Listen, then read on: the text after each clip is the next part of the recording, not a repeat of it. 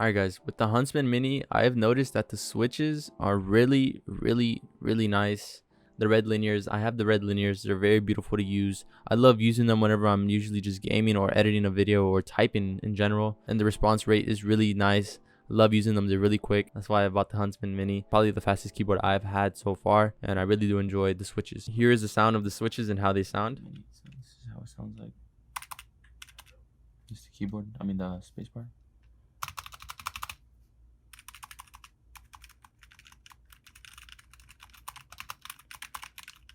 The RGB on the Huntsman Mini is something that I would probably improve.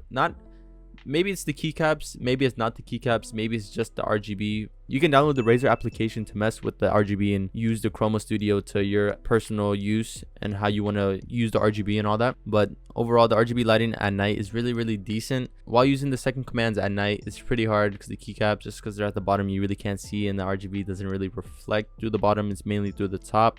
But yeah, the weight of the keyboard is amazing. I love how much it weighs. It's really light. You're able to move it. But whenever you're gaming, you don't move it as much. You're not moving it, whenever you're gaming. It doesn't move as much. It's really stiff. It has its rubber pads on the back. And it's just really overall good, whenever you're gaming. It doesn't move, it's not too light, but it's really light.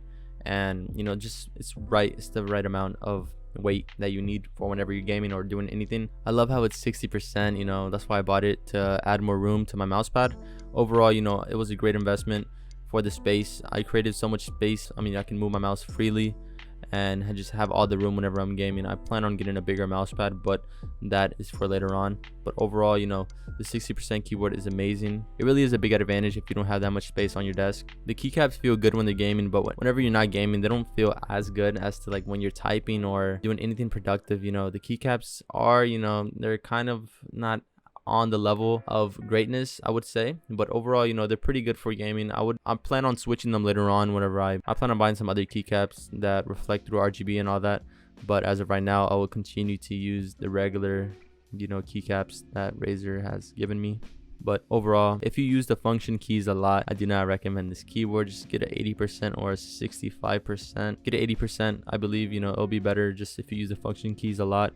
I don't really use the function keys a lot. I rarely use them, so that's why I bought this keyboard. My rating for it right now is at 8 out of 10, just because the keycaps and the RGB could be a little bit better. But that's all I got for today. 1 week. I plan on usually doing a 1 month review later on if I get some new keycaps and all that. But hopefully you guys do enjoy. If you do, then don't forget to drop a like and subscribe to this channel so you won't miss the next review. I plan on comparing this keyboard to my other keyboard that I have, my 65% Ducky Varmillo Core Mia Pro. So yeah, goodbye.